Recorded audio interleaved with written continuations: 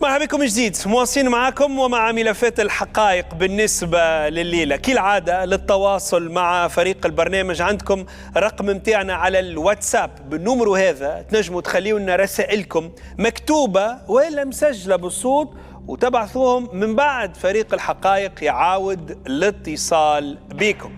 ثاني ملفاتنا بالنسبة لليلة باش يهزنا إلى تحقيق يكشف لكم جانب من عمليات تهريب البشر وتهريب السلع اللي وصل لها الحقائق. عمليات تهريب تنطلق من مناطق معينة وبأساليب مبتكرة، وكم تشوفوا التفاصيل متاعها. نحب نبدأ لكم من هذه الخريطة اللي عندنا فيها جملة من نقاط اللي الحقائق توصل المعطيات على عمليات تهريب تنطلق منها.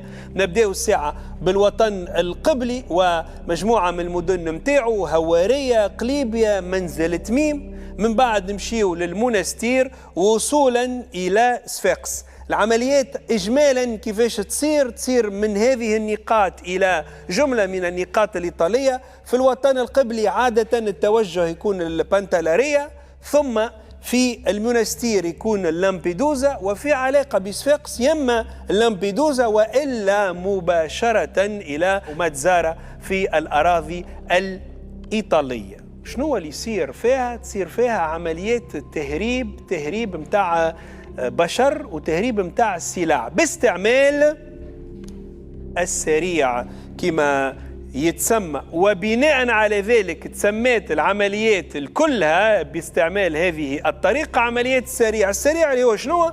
فدات متاع بحر قوية زوايلها برشا، وإلا يوت اللي هو زاد يكون من الحجم الصغير ولكنه قوي. وهذه العمليات متاع التهريب هي في الحقيقة زاد عمليات تهريب VIP، خاطر تهريب الناس فيها باش يتكلف برشا فلوس، يوصل 40,000 دينار بالنسبة للمفتش عليهم اللي يهربوا عبر هذه القوارب.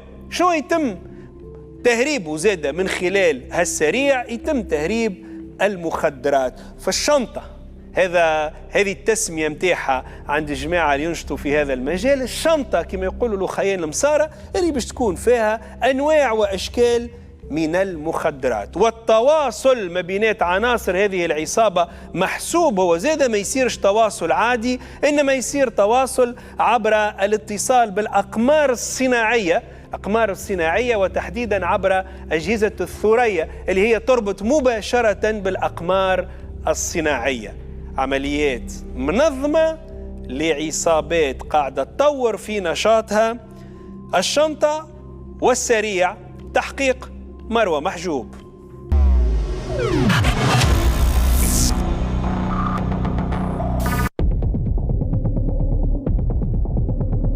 اتصالاتهم سرية والكلام بيناتهم لازم يكون مشفر. La roba nella macchina. Non ti preoccupare. Fra 3-4 giorni. تحركاتهم مراقبة بالGPS، وكل خرجة من خرجاتهم في البحر لازم تكون منظمة بدقة وهامش الخطأ فيها صفر. السرية تخرج بعد ساعة. أي غلطة تنجم تطيح كل شيء في الماء، وهذاك علاش يأمنوا ثنيتهم في البر وفي البحر، وحتى حد غريب ما لازم يكون معاهم ولا يعرف معلومة عن الرحلة اللي خارجين فيها. السريع هو البرنامج اللي يجمعهم، والثريا هو جهاز التواصل بيناتهم. على شنو نحكي وشنو قصة السريع والثريا؟ ولاية صفاقس، تحديداً سيدي منصور، سبتمبر 2024. للبحر هذا باش يبدا عدد من الناس يتوافدوا، كل مرة كرهبة تجي تقف تهبط اللي معاها وترجع على ثنيتها. دقايق وباش يكمل العدد. في الرحلة هذه باش يحرقوا 15 واحد، مش في حرقة عادية وإنما في حرقة السريع كما تتعرف عند الحراقة. السريع هي حرقة VIP، أقل واحد فيهم يدفع 15 مليون، وإذا أنت مفتش عنه فإنه خرجتك من البلاد توصل ل 40 مليون. وفي زودياك مجهز بأكثر من محرك وبسرعة خيالية يوصلوا لإيطاليا وتحديداً جزيرة ماتزارا في 4 سوايع برك. هذا اللي في الظاهر السريع هي عملية حرقة، لكن في الباطن الطريقة هذه هي غطاء الإخفاء عمليات أخطر. تهريب الدخان من تونس لإيطاليا على البحر وإدخال شحنات كبيرة من المخدرات. هو يشريه ب10 باهي ولا ب10,000 يجيب 3 أورو 3 أورو توانسة ب3 أورو صوم باكو دخان غاديك يتباع ب7. الباقي الفايدة يقسمهم هو الطليان والطليان يعملوه الامباراج معناه يتنحى كتيكي بلو متاعنا ما نعرفش كيفاش يضربوه الباكو ويزيدوه زينو ويتباع في الطابا خاطر تيكي بلو. والتونسي يبدا يربح كاردونا ب50 مليون يشري يمدلوا فيها 70 اهو هكا 20 زايدين جو بيه. تحسب انت 20 كاردونا قداش فيها. كيفاش تتم العملية؟ 4 سوايع ويوصل الزودياك لجزيرة ماتزارا الإيطالية. غادي الطرف الإيطالي يبدأ عارف تحركات المركب بالتدقيق، بما أنه الوسيط لازم يكون مراقب بالGPS صوت وصورة من الناس اللي تتزعم العصابة. ومولا سلعة يبدأ بعثها لهنا يبدأ يتبع في سلعته GPS فهمتني مع GPS في وسط القطع وفي البحر وديو يتبعوا فيه شنو يحكي شنو فهمت. جو باهي معناها لين توصل لهنا للسرعة يعرضها مويا. أول ما يخلط الجزيرة الناس الحارقة تهبط وكل حد فيهم يشد ثنيته وهما يكملوا الجزء الكبير من مهمتهم. الشنطة كما يسميوها في عالمهم هي الفاليز اللي تتحط فيها المخدرات مسبقاً بطريقة محكمة تكون حاضرة من تجار المخدرات الأجانب. Pronto? Ciao. Ci siamo quasi finiti. La roba nella macchina. Fra 2 o 3 giorni ci arriva la Tunisi. Non ti preoccupare. وأول ما يوصل الزودياك تتعبى فيه السلعة هذه ومهمة الوسيط التونسي يوصلها فقط. خرجت هذوما VIP يهزوا العباد ويجيبوا يهز العباد الدخان يجيبوا سلعة ويجيبوا الدنيا الكل. الحقائق الأربع التقى بشكون عنده معلومات عن الرحلات هذه كيفاش تصير وباش يكشف لنا بعض التفاصيل على العملية. مفتاح النجاح الأولاني للعمليات من النوع هذا هو الماكينة كما يسميوها في عالمهم. الماكينة إما تكون يخت ولا زودياك، لكن ماهوش زودياك عادي، وإنما هو زادة يعملوا له تغييرات ويجهزوه بتجهيزات خاصة للعمليات من نوع هذا. لازم كل شيء فيه ولازم ما يصير فيه حتى عطب وسرعته تفوق التجهيزات الأمنية البحرية. يبدأ بعيد هنا يا دنيا هنا حتى تدخل في الليل ما يبان شيء وثنيتهم هم مشرية وكبعيد على سكوادر وبعيد على حناش وعلى الدنيا الكل. كما كنتوا تسمعوا العصابة عادة زادة تكون مأمنة ثنيتها في البر والبحر والسلعة توصل وحتى شيء ما يصير، وإذا الأمن صار وفاق بهم فإنه لازم يتخلصوا بشكل سريع من السلعة هذه. وهذاك علاش الوسيط عادة يهز معاه واحد موثوق فيه يقولوا له المرافق. باش نعطيك 4 في صورة ما طحنا باش تعاوني على الشنطة يرحم والديك. مهمته التخلص من الفاليزات هذه، الفاليزات اللي بطريقة ما وبنظام الGPS يعرفوا يوصلوا لها مرة أخرى. يهبط السلعة للدخان للطليان ويعطوهم العباد يمشوا على رواحهم فهمت ولا؟ وبعد يعبي سلعته كانوا باش يجيب زلطة مش يجيب بيضة مش يجيب كوكا حلوى فهمت، يجيب السلعة ويعاود يرجع بها لتونس ساعتين في الثنية وتتفرق السلعة كل في تونس ما عادش تجي على البر فهمتني وعلى البر واحدة. هذه هي خدمة جديدة تو قاعدة ماشي. وبالشنطة الشنطة فيها 30 كيلو فاليس ريت الفاليس اللي نقولوها نحن الشنطة حسيلو تتخدم بالسكوتش مبالي حتى في البحر يتغسوا ويطيشوها ما يسليهش الماء فهمت بالسكوتش شنطة كاملة هو المغارب المغربي يجي للحد اسمه يقولوا لها شنطة احنا نقولوا لها فاليس. الفاليس فيها 30 كيلو يجيب 10 شنطات ولا 5 شنطات 150 كيلو واحسب انت تو كابسة برشا البلاكة رجعت ب4.5 الجرام صارت لها ب60 دينار فهمت للمستهلكين وما ياخذوها بالرخيص توصل بزوز 1,800,000 1,017 تتباع ب60,000 الجرام معناها البلاكة تتباع ب6 مليون. الرحلة هذه باش ترجع لسيدي منصور وغادي الكراهب اللي باش تهز السلعة لازم تكون حاضرة. الوسيط خلص والسلعة تهزت. وحسب مصادرنا فإنه تتخبى عادة في بلايص تكون قريبة للبحر، وبعدها تتحضر وتتوزع على تجار المخدرات. تبدا كاتفوكات تستنى تتعبى كاتفوكات، فهمتني، كهرباء قدام تحل وزوز موتورات يحلوا في الكياس من بعيد من شارع واخر، توصل للدار اللي مش تترفد فيها ساعة، تدخل الدار وجراج فيلا تك تك تترفد. عادة ما يكونش بعيد على البلاصة، مش بعيد على الشط، لا مش بعيد على الشط، عادي تبدا الدار على الشط قريبة غاديك في الأخلاق، فهمتني، هوارية قريبة في الجبل، دخل الثانية تك تك يحط سلعته في الجراج يرفدها، مو غدوة تخرج من غد، مو غدوة يجيو النساء يخرجوا في الكراب، النساء تهبط لتونس، اللي يهبط لتونس، اللي يمشي لسوسة، اللي يمشي لصفاقس، سيركوير. معلوماتنا تقول إنه في الرحلة هذه تهربت بما قيمته 100 مليون دخان لإيطاليا، تباعت غادي ب50,000 أورو، أي ما يعادل 165 مليون تونسية. يعني مداخيل عملية شدت 4 سوايع باش تكون تقريباً 65 مليون من الدخان و300 مليون من الحرقة، اللي باش تتقسم من بعد بين مختلف عناصر العصابة بخلاف مداخيل السلعة.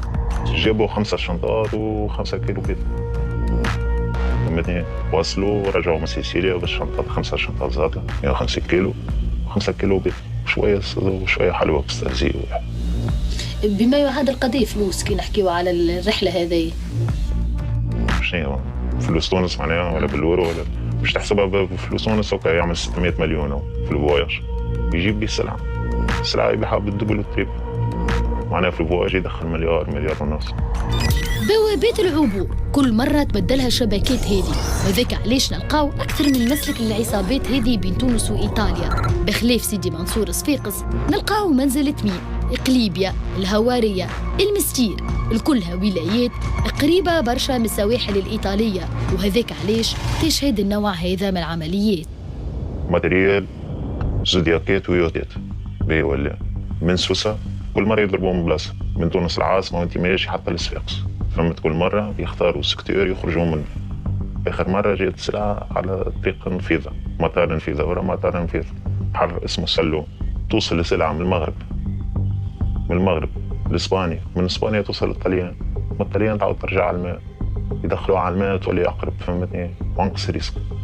وبريود الصيف يجيبوهم في الموتورات الكبار زي ميل، ينحوا لها ريزرفوار، تخدم الريزرفوار من داخل بالكدا، فهمتني، حتى كي تطبطبوا عليه بمطرقة الديوان يضرب يرجع الصوت، معناها فارغ الريزرفوار. هم يخدموه خدمة تكنيسيانية تبدا فيها 5-4 كيلو 3 كيلو وفلوس قد يجيب سرعة الترفيد، يضرب على الريزرفوار، تدخل في الموتور كبيرة جوابي. خلال شهر أكتوبر من سنة 2024 تم إعلان النيابة العمومية بالمنستير على تعمد أحد الأشخاص بمنطقة منزل كامل ترويج كميات هامة من المواد المخدرة. باستصدار الأذون القضائية اللازمة تم مداهمة مسكنين على ذمة المروج في منطقة منزل كامل، وين تم حجز كميات هامة من المواد المخدرة، حوالي 6 كيلوغرام من مادة الكوكايين وحوالي 42 كيلوغرام من مادة القناب الهندي، ما يعرف بالضبط، لكن تم حجز مجموعة من الأسلحة بما فيها مسدسات وبندقية صيد. كيف تم حجز جملة من مجموعة من المبالغ المالية بالعملة الصعبة. أيضا تم حجز حوالي كيلوغرام من الذهب. وأسفرت العمليات الأمنية التي تمت تحت إشراف النيابة العمومية ومن طرف فرقة الأبحاث والتفتيش الحرس الوطني بالمستير كيف من حجز يخت وهو تابع إلى أحد المروجين بالمخدرات، وتم إيقاف 3 أشخاص على ذمة الأبحاث التحقيقية، في حين تم إدراج المروج الرئيسي بالتفتيش.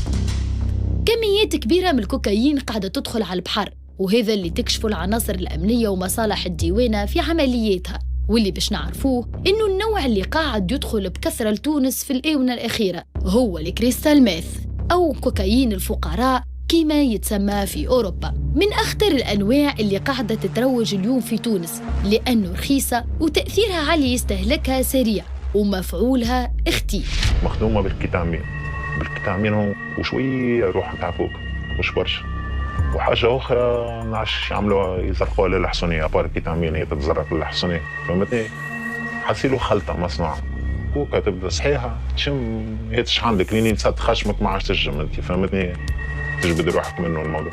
أما هذه الروز اللي تزيد على دوزاج يصير تعمل 5 أسطر، تقول برا خلينا نزيد ستار، ريت كملت ستار هذاك قلبك يسكت. وبرشا متهم في تونس والبرا وواقع بعثها اسمها الكريستال روز. هذه أخطر كوكا، وننصوا العباد باش ما يستعملوهاش. وكيف الهيروين بتليفون صغيرة للأسف تنجم تتحصل عليها بالكميات اللي حاجتك بها، وهذا ربما اللي يفسر تضاعف أرقام المحجوز من الكوكايين لدى السلطات الأمنية ومصالح الديوانة في السنوات الأخيرة حسب الإحصائيات الرسمية. هو عندها 6 شهور خرجت، 6 شهور من اللي دخلت لتونس، 6 شهور وطاحت مرتين في مجرين، طيحوا منها كيلو في مجرين، هاي موجودة ما عندهاش شهرين ولا 3 شهور طايحين كيلو في مجرين، طفل طاح كيلو منها هي، فهمتني؟ وجاية من الأوروب وتجي على البحر اللي هي قاعدة تجي، هذه بيقتلوا بها في العباد. جرام ب 310,000 الجرام، وما يعطيكش جرام صحيح على الميزان. حجرة صغيرة، الحجرة ماني قلت 310 تز. هالأرقام الكبيرة من المحجوز ومن المخدرات اللي تتروج في تونس يخبي وراه طريقة تواصل مبتكرة وسرية بين العصابات الدولية لتجارة المخدرات. مروة محجوب، اعطينا أكثر تفاصيل على التواصل كيفاش يصير داخل هذه العصابات. التواصل داخل هذه العصابات كان يصير عبر جهاز خاص، هو جهاز في الظاهر يظهر وكأنه هاتف عادي، هاتف جوال، ولكن يعرف بهاتف الأقمار الصناعية أو هواتف الساتيليت. الثريا اللي يتم التواصل كان عبر الساتيليت كما اسمه، وهذاك علاش يصعب رصده أو حتى اختراق المكالمات نتاعو ولا المساجات اللي تتم عبره. يتم استعماله من قبل الجماعات هذه. في 2011 تنشر بصفة كبيرة، تعرف الأحداث اللي صارت في 2011 في بعض الدول العربية، ومن وقتها ولا الهاتف هذايا هاتف الأثرياء والإرهابيين والجواسيس يعرف هكذا في الصحافة العالمية والعربية. السعر متاعه وصل في الفترة هذيك فات 12,000 دينار تونسية. واضح. واستعملوها أساساً المهربين الإرهابيين، كل واحد عنده بين ظفرين ما يخبي. بالضبط. في تونس وقع حجز هذه الهواتف؟ في تونس في 2015 تحقيق لجريدة الشروق كان حكى على صفقة كبيرة لإدخال عدد كبير ومهم من الهواتف هذه، ومن وقتها تم منع بيع أو استعمال تداول في هذا الهاتف. بالضبط. هذا الهاتف في تونس، أما زاد في عديد الدول اللي اليوم ممنوع فيها استعمال هذا النوع من الهواتف. عديد الدول منعت استعمال هذه الهواتف كما نيجيريا، كما ليبيا، الجزائر خاصة، وبتبيعها في تونس تمنع بتاتا معناها استعماله ولا إدخاله، وأي حد يعني نجم حتى يتعرض للعقوبة السجنية في حال إنه بالضبط لأنه استعمال هذه الهواتف. بالضبط. واضح. به شو حكاية الأنواع الجديدة بخلاف هذايا؟ فما يظهر لي أنواع جديدة قاعدين يطوروا فيها العناصر الإجرامية باش ينجموا يتواصلوا في إطار هذه العمليات اللي عملوها.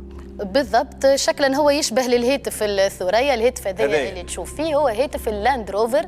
أيوة. تعرف خاصة عند الجهات الأمنية الجزائرية اللي حجزته عند جماعات إرهابية، ومن وقتها ولات تخدم عليه الجزائر وشنت حملات كبيرة ومنعت 3000 نوع، حوالي 3000 نوع من الهواتف هذه وغيرها اللي تشبه لها. علاش حمزة؟ لأنه اكتشفت الجهات الاستخباراتية الجزائرية أنه الجماعات الإرهابية وصلت تستعمل في الهواتف هذه لتفجير العبوات الناسفة عن بعد. وكذلك علاش يقول لك إذا اشتريت هذا الهاتف في الجزائر ستواجه السجن مثلا. شكرا جزيلا مروة. وهذيك الطريقة اللي كانت العصابة اللي نحكي لكم عليها تتواصل بها وما زالت لليوم باستعمال هذه الهواتف عبر الأقمار الصناعية. ما فما حتى اتصال يعملوه بيناتهم تليفون عادي من اللي تبدأ العملية ولحد ما تكمل وتتوزع السلعة. ما يتصلوا ببعضهم كان بالجهاز هذا اللي تشوفوا فيه. يظهر لكم تليفون عادي، أما الثريا هو جهاز من نوع خاص. شنو هالجهاز هذا ومنين يجيبوه؟ ما يمشيش بالبيوس تليفونات، غالي برشا تليفونات، يخدم في الصحراء في بلاصة حصيل ولا بيوس لحد جاي.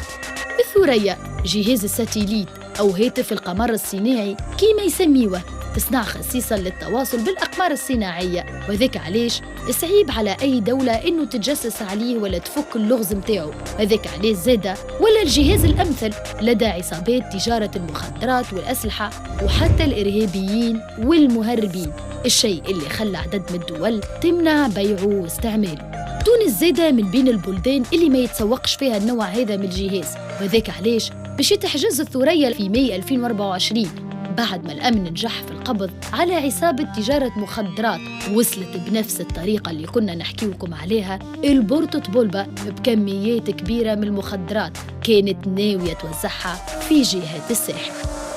العملية انطلقت بعد عمليات رصد وترصد للمجموعة الإجرامية هذه. كان تم انطلاق من شواطئ الديماس البقالطة، يتم التنقل عبر مركب صيد إلى جزيرة بنطاليرية وين يقع التقاء عن طريق زودياك، تصير عملية التسليم والتسلم، ومن بعد على أساس يقع إغراق السوق بكميات المخدرات اللي أساسا قنب الهندي وحبوب الإكستازي، حوالي 300 كيلوغرام من مادة القنب الهندي أو يعرف بالزطلة. كيف تواصلت العمليات وين تم حجز حوالي 10,000 قرص مخدر من مادة الإكستازي، وتم إيقاف 10 أشخاص. مع كل تطور المجهودات الأمنية في التصدي لتجار المخدرات تنوع العصابات طريقة خدمتها وتبدل في كل مرة مسالكها وتطور طريقة الاتصال بين أفرادها. وفي تونس بالطريقة هذه تنشط أكثر من عصابة نجح الأمن في تفكيكها، لكن لليوم مازال عدد منها ينشط. إذن هذا جملة اللي عنا في علاقة بهذه الطرق الجديدة متاع التهريب، جديدة قديمة، تهريب البشر وكيفاش يتم استعماله لتمويل عمليات الشراء متاع المخدرات ثم توزيعها في السوق التونسية. الحقائق الأربع متواصل، ناخذ فاصل سريع وراجعين مع بقية ملفاتنا لليلة.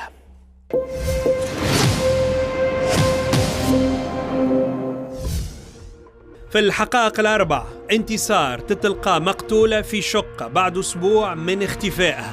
شنو صار البنت 17 سنة؟ أسرار انتصار في الحقائق. نعرف بنتي كيفاش ماتت، نحب نعرفها كيفاش ماتت. ما مذبوحة، ما مضروبة. العباد البرا واحد يحكي يقولك مدغور، واحد يقولك مذبوحة، واحد يقولك معنى جثة متعفنة متحلة. نحب نعرف، من حقي نعرف أنا بنتي كيفاش لقيتوها. جثة في تابارورا. كيفاش محمد اللي كان ماشي في زيارة لأخته يتلقى جثة على حافة بحر تابارورا في صفاقس؟ قال لنا راه الموتور محروقة من بحذا 80 متر، وقالوا لقى الجثة مدفونة. خويا قالوا عنده جمعة ملي مات مدفون تحت الماء.